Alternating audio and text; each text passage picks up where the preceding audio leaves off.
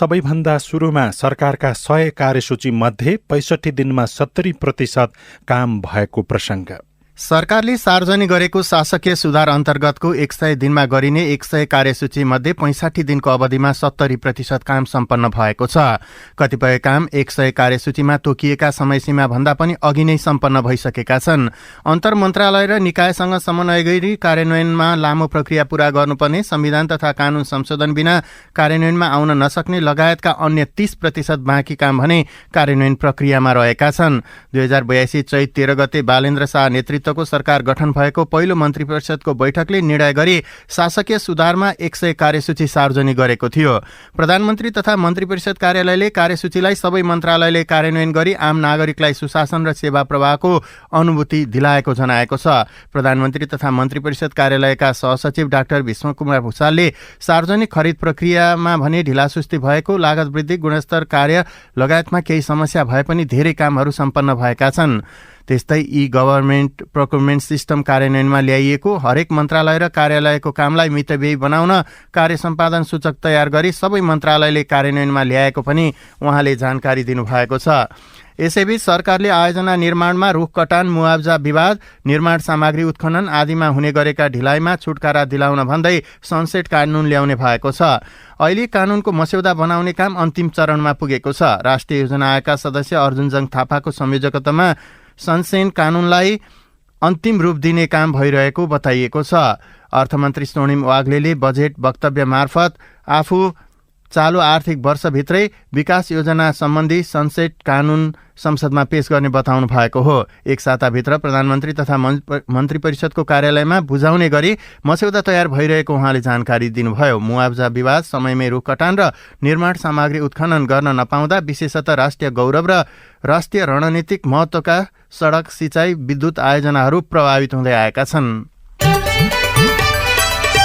सत्तारूढ राष्ट्रिय स्वतन्त्र पार्टी रासोपाका सभापति रवि लामिछाने 5 दिने भारत भ्रमणका लागि हिजो अपराह्न दिल्ली पुग्नु भएको छ। भारतको सत्तारूढ दल भारतीय जनता पार्टी भाजपाका राष्ट्रिय अध्यक्ष नितिन नवीनको निमन्त्रणामा लामिछाने भारत भ्रमणमा जानु भएको हो। लामिछानेलाई भाजपाका राष्ट्रिय महासचिव अरुण सिंह तथा विदेश विभाग प्रमुख विजय चौथाईवालेले दिल्लीको इन्दिरा गान्धी अन्तर्राष्ट्रिय विमानस्थलमा स्वागत गर्नुभयो। भारतका लागि कार्यवाहक नेपाली राजदूत सुरेन्द्र थापा सहित दूतावासका अधिकारीहरू पनि सभापतिको स्वागतमा विमानस्थलमा पुगेका थिए।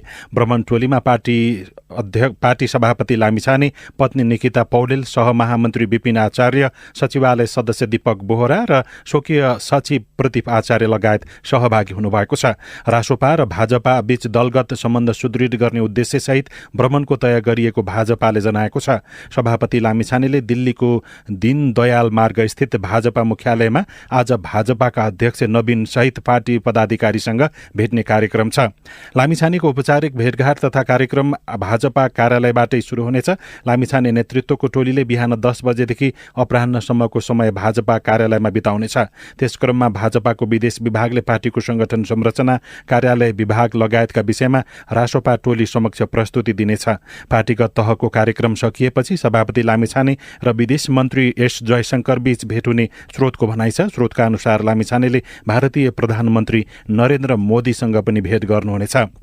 यद्यपि रासोपा र भाजपाबाट जारी विज्ञप्तिमा लामिछानेको उच्च राजनैतिक तथा कूटनीतिक भेटघाट भनिए पनि कोसँग हुनेछ भन्ने बारे केही खुलाइएको छैन। भाजपाको विदेश विभागद्वारा आइतबार जारी विज्ञप्तिमा पार्टीका शीर्ष नेताहरूसँग भेटघाट हुने उल्लेख भए पनि कोसँग भेट्ने भन्ने नखुलाइएको हो।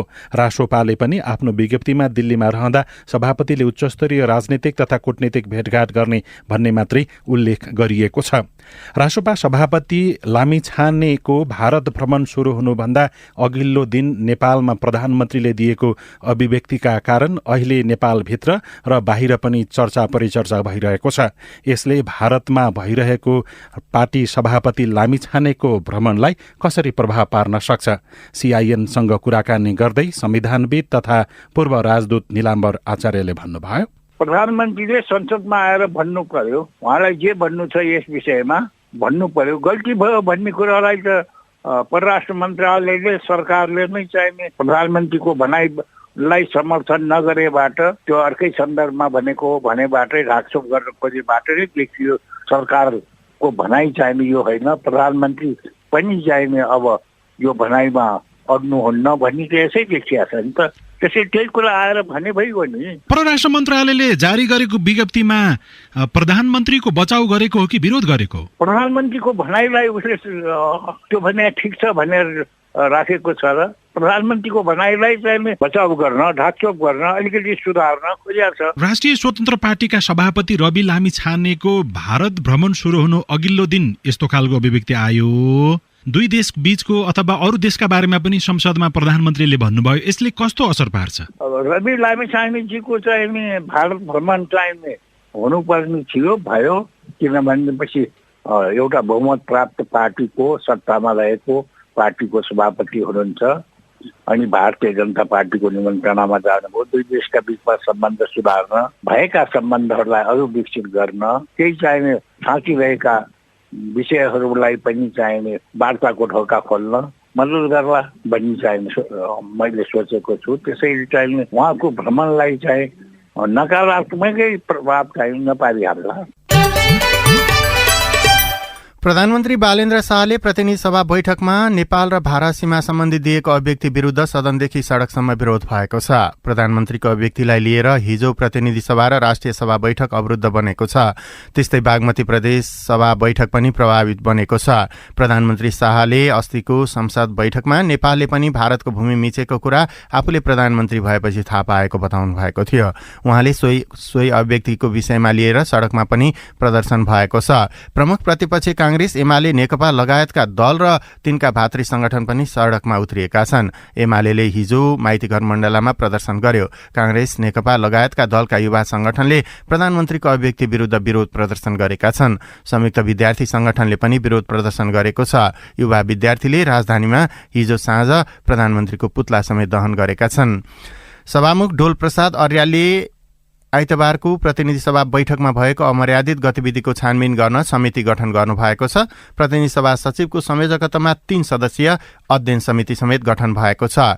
केही सदस्यहरूले अव्यवस्था सिर्जना गरी अमर्यादित र आपत्तिजनक व्यवहार प्रदर्शन र भौतिक हानि नोक्सानी एवं क्षति पुर्याउने कार्य समेत गरेको ब्यौरा प्रतिनिधि सभा नियमावली 2033 बमोजिम बैठक समाप्त भइसकेपछि सभामुखको विस्तृत जानकारी प्राप्त हुन आएको र आजै सो विषयमा मुचुल्का समेत तयार गरी सो विषयमा आवश्यक थप जाँच अगाडि बढाउने पनि निर्णय भएको छ।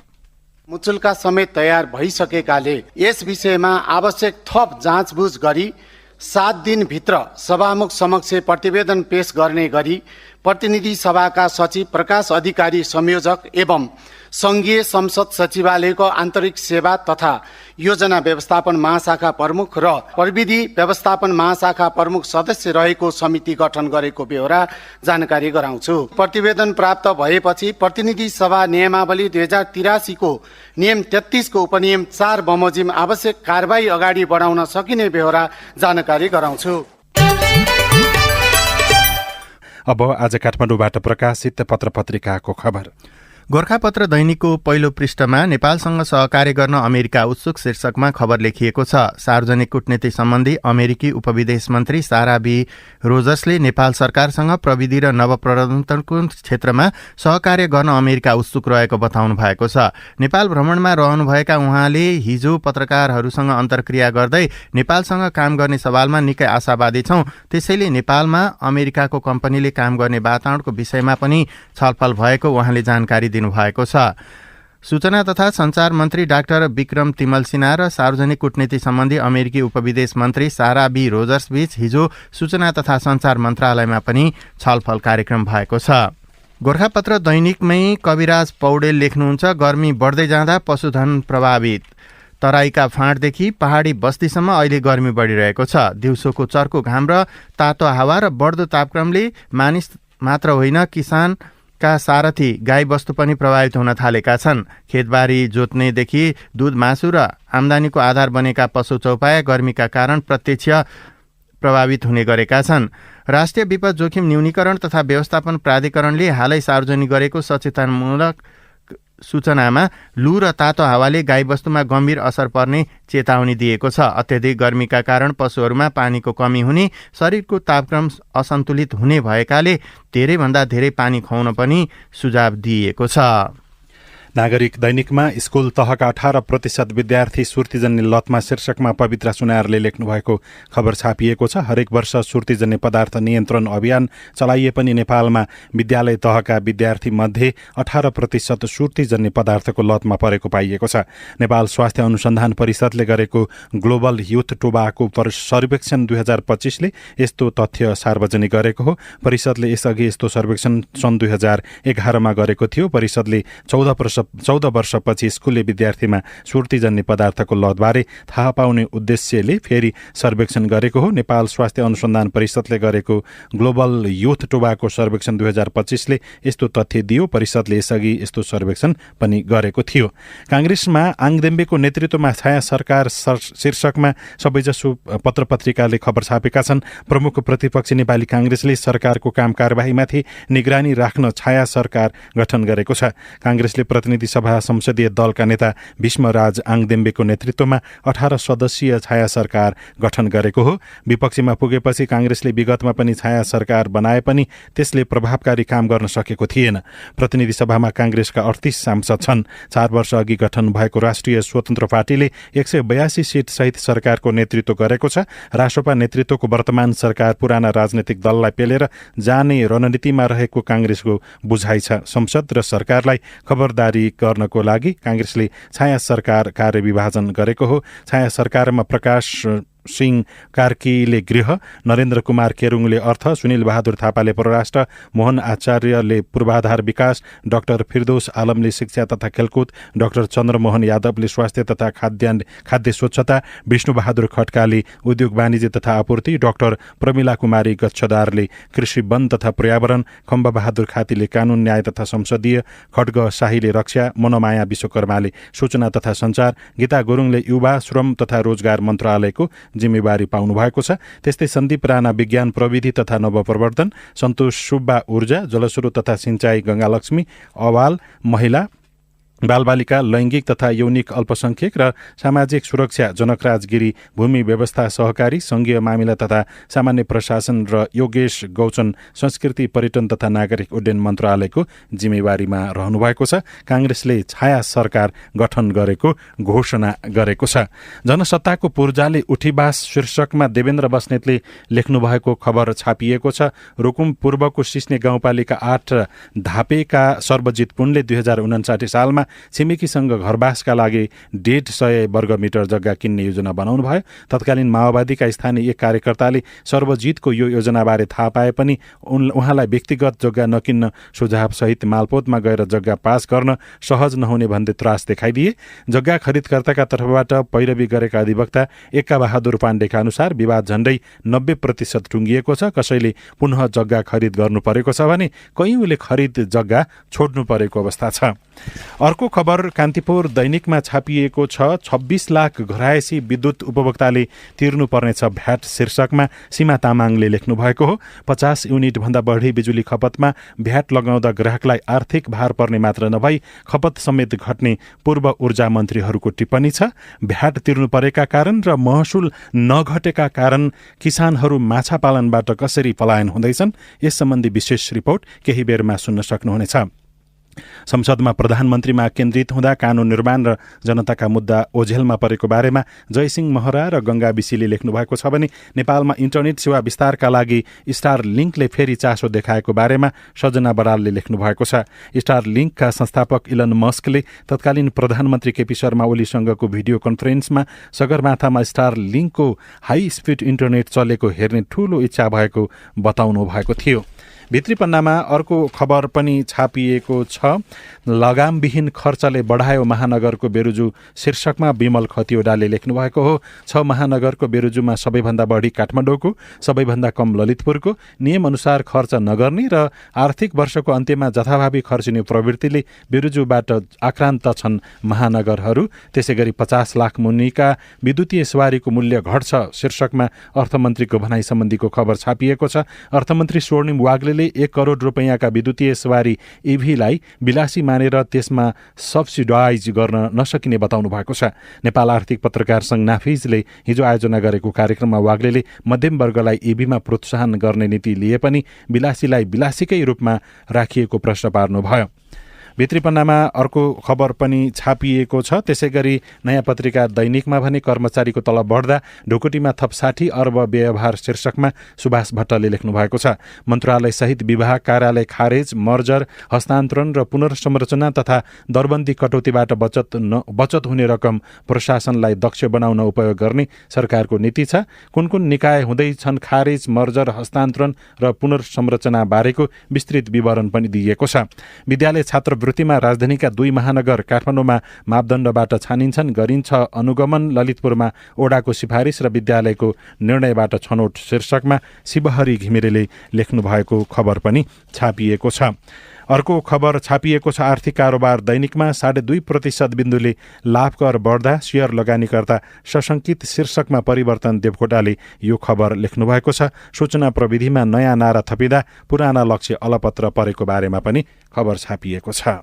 यसै गरी गोरखापत्र दैनिकको अर्थ बजार पृष्ठमा पश्चिम नेपालको विद्युत राष्ट्रिय प्रसारणमा जोड्न सार्वजनिक निजी साझेदारी कम्पनी शीर्षकमा खबर लेखिएको छ। पश्चिम नेपालमा निर्माण हुने ठूला जलविद्युत आयोजनाबाट उत्पादित विद्युत राष्ट्रिय प्रसारण प्रणालीमा जोड्न सार्वजनिक निजी साझेदारी मोडेलमा वेस्ट सेती 4 र केबी प्रसारण लाइनमा अगाडि बढाउने बहस भएको छ। आयोजनाको कार्यान्वयनका लागि वेस्ट सेती ट्रान्समिसन लिमिटेड नामक विशेष प्रयोजन कम्पनी स्थापना गरिएको छ। करिब 20 अर्ब रुपियाँ लागत अनुमान गरिएको आयोजनाको 30% इक्विटी र 70% ऋण लगानीमा निर्माण गरिने जनाइएको छ। यसमा निजी क्षेत्रले पनि चासो देखाएको छ। त्यस्तै गरी कर नीतिले शेयर बजार प्रभावित शीर्षकमा खबर लेखिएको छ। बजेटपछि खुलेको शेयर बजारमा उल्लेख्य गिरावट आएको छ। बजेटले उत्साहजनक सम्बोधन गर्न नसक्दा हिजोको बजारमा लगानीकर्ताको मनोबल कमजोर भएको देखिएको छ। आगामी आर्थिक वर्ष 2083-84 को बजेटमा पुँजी बजार सुधारमा विभिन्न सकारात्मक नीतिगत घोषणा भए पनि तत्काल प्रभावकारी हुने गरी गरिएको पुँजीगत लाभकर वृद्धिले शेयर बजारमा नकारात्मक असर परेको देखिएको छ। अब माछा पालनमा लागेका किसानका कुरा। सर्लाहीको ईश्वरपुर नगरपालिका 3 मा माछा पालनको लागि धेरै किसानहरू लागेका छन्। नेपालको प्रमुख माछा उत्पादन हुने क्षेत्रमध्ये एक मानिने भक्तिपुरमा पछिल्लो समय भने माछा पालक किसानहरू पलायन हुन थालेका छन्। विद्युत महसुल महँगो हुँदा माछा पालनमा गिरावट आउन थालेको हो। सर्लाहीको ईश्वरपुर नगरपालिका 3 भक्तिपुर गाउँमा पुग्दा किसानहरू माछा पालन र व्यवस्थापनमा जुटिरहेको देखिन्छ। स्थानीय राजकिशोर शाहको पोखरीमा गाउँका 25 जना भन्दा बढी मलाहा जातिका मानिस माछा मार्ने काममा व्यस्त छन्। यसमा लगानी अनुसारको आमदानी मात्रै छैन, भक्तिपुरको माछाले चर्चा पाएकोमा पनि उहाँ खुसी हुनुहुन्छ। उत्पादन पनि राम्रो छ, बिजुलीबाट अलिक परेशान छौँ हामीले, पानीको समस्या होइन, तर उत्पादन माछा खेती चाहिँ धेरै राम्रो हो। अब हाम्रो 1 बिघा खेत पोखरी छ आफ्नो, त्यसमा वर्षको तपाईँको झन्डै भनौँ न सबै 3 लाख रुपियाँ 4 लाख रुपियाँ जति बस्छ सबै खर्च काटेर। केही वर्ष अघि भक्तिपुरमा 1 घर 1 पोखरी अभियान चलाइयो, तर अहिले त्यसरी पोखरी खनेर माछा पालन गर्ने प्रचलन हराइसकेको छ। त्यसको एकमात्र कारण हो बिजुलीमा लाग्ने महँगो महसुल। भक्तिपुरका माछा पालक राजकिशोर शाह, विद्युतमा तपाईँको हेर्नु न, अब हाम्रो घर मिटर चाहिँ 12 रुपियाँ युनिट पर्छ, त्यही घर मिटरलाई चाहिँ कृषिलाई पनि घर मिटर बनाइदिएछ यहाँले चाहिँ। त्यो 12 रुपियाँ युनिट परिरहेको छ हाम्रो युनिटको 1 युनिटको। अब हामीलाई चाहिँ चाहिने भनेको पानी हो, माछालाई पानी चाहिने हो, पानी भनेको आउने बिजुलीबाट, बिजुली चाहिँ महँगो भएर अलिकति हामीलाई धेरै समस्या परिरहेको छ। सरकारले 3 वर्ष अघि माछा पालनमा प्रयोग हुने बिजुलीलाई औद्योगिक समूहमा राखेर घरायसी प्रयोजनको मिटर चाहिँ महसुल कायम गरेपछि किसान मारमा छन्। कृषि मिटर हुँदा प्रति युनिट 2 रुपियाँ 30 पैसा तिरेका किसानले अहिले प्रति युनिट 12 रुपियाँ तिर्नुपर्छ। माछालाई खुवाउने दाना, पिना लगायत वस्तुको भाउ समेत दोब्बर बढेको, तर माछाको मूल्य भने 7-8 वर्षदेखि नबढेका कारण पनि गाह्रो भएको अर्का माछा पालक नरेश कुमार सहनी गुनासो गर्नुहुन्छ। दाना चाहिँ अब इन्डियाबाट महँगो पर्छ। हामीलाई बिजुलीमा अलिकति अब त्यही हो पैसा सहुलियत भनेको ऋण कर्जा होइन, अब कृषि खेती हो, कृषि कर्जा चाहिँ मिलाइदिनु पर्थ्यो। त्यही त नि हामीलाई किसानलाई के चाहिने। माछा गाउँको रूपमा परिचित भक्तिपुरमा 400 भन्दा बढी पोखरी छन्। यहाँका किसानले बिघेड, रहु, नैनी लगायत 7 जातका माछा पालन गर्छन्। दैनिक रूपमा उत्पादन हुने करिब 30 क्विन्टल माछा मुख्य गरी काठमाडौँ र विराटनगर निर्यात हुन्छ।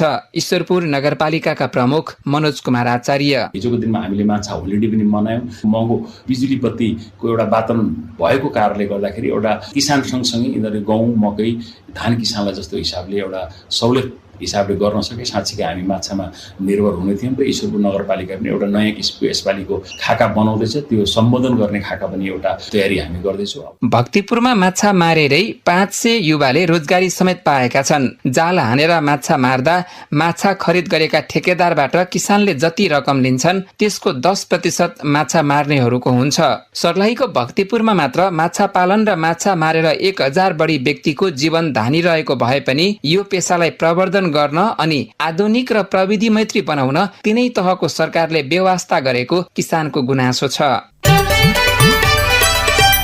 अब विदेशको खबर। फिजीमा बन्दरगाह निर्माण गर्ने क्वाडको घोषणाले अमेरिका चीन विवाद बढ्न सक्ने चासो व्यक्त गरिएको छ। भारत, संयुक्त राज्य अमेरिका, अस्ट्रेलिया र जापानका विदेश मन्त्रीहरूले हालै नयाँ दिल्लीमा भएको बैठकमा प्रशान्त महासागरीय टापु राष्ट्र फिजीमा संयुक्त रूपमा बन्दरगाह पूर्वाधार विकास गर्ने योजना घोषणा गरेका छन्, अन्तर्राष्ट्रिय सञ्चार माध्यमहरूले उल्लेख गरेका छन्। पश्चिम एसियामा जारी युद्ध अन्त्यका लागि अनौपचारिक वार्ता चलिरहेकै बेला इरान अमेरिका प्रत्याक्रमणमा उत्रिएका छन्। अमेरिकी सेनाले इरानी सैन्य ठेगानाहरूमा आक्रमण गरिएको सोमबार जानकारी दिएको छ। इरानको इस्लामिक रेभोल्युसनरी गार्ड कर्प्स IRGC ले यसको जवाफमा अमेरिकी बेसलाई निशाना बनाएको पनि बताइएको छ। युरोपेली नेताहरूले लेबनानमा इजरायलको बढ्दो आक्रमणको निन्दा गरेका छन्। फ्रान्सका राष्ट्रपति इमानुएल म्याक्रोले दक्षिणी लेबनानमा भइरहेको ठूलो तनावलाई कुनै पनि कुराले न्यायोचित ठहर गर्न नसक्ने बताउनु भएको हो। र पश्चिम बङ्गाल सरकारमा 4 दशकपछि नेपाली भाषी गोर्खा समुदायको प्रतिनिधित्व भएको छ। डुवर्स क्षेत्रको कालचिनी निर्वाचन क्षेत्रबाट निर्वाचित विधायक विशाल लामा 4 दशकपछि राज्य सरकारको राज्य मन्त्री बन्नुभएको छ। अब खेल खबर। नेपालका 2020 कप्तान दिपेन्द्र सिंह ऐरी, सन्दीप लामिछाने र कुशल भुर्तेलले श्रीलङ्काको लङ्का प्रिमियर लिग खेल्ने भएका छन्। तर राष्ट्रिय टोलीबाट व्यस्त हुनुपर्ने भएकाले उनीहरूले आइपिएलको सुरुवाती खेल गुमाउनु पर्नेछ। आइपिएलको हिजो भएको ड्राफ्टबाट जर्मन किङ्स दिपेन्द्र र सन्दीप तथा कोलम्बो क्याप्सनले कुशललाई लिएको हो। आइपिएल खेल बापत सन्दीपले $20,000 तथा दिपेन्द्र र कुशलले $15,000 पारिश्रमिक पाउनेछन्। यसैबीच अन्तर्राष्ट्रिय क्रिकेट काउन्सिलले पुरुष T20 विश्वकपका लागि 16 टोली सहभागी हुने जनाएको छ। भारतको अहमदाबादमा भएको आइसिसीको बोर्ड बैठकले फेरि ग्लोबल छनौटको माध्यमबाट T20 विश्वकपका लागि पुरानै संरचना बनाउने तयारी गरेको हो। यसैबीच बागमती कप T20 प्रतियोगिता हिजो भएको खेलमा ललितपुरले चितवनलाई सनसनी रूपमा 2 रनले हराएको छ। गौरीटारको नवनिर्मित अन्तर्राष्ट्रिय क्रिकेट मैदानमा दिनको दोस्रो खेलमा मकवानपुरले नुवाकोटलाई 36 रनले पाखा लगायो। चितवनसँग उद्घाटन खेलमा 54 रनले पराजित भएको मकवानपुरले दोस्रो खेलमा पुनरागमन गरेको हो। ललितपुरले पहिलो ब्याटिङ गरी 20 ओभरमा 5 विकेट गुमाएर 173 रन बनाएको थियो।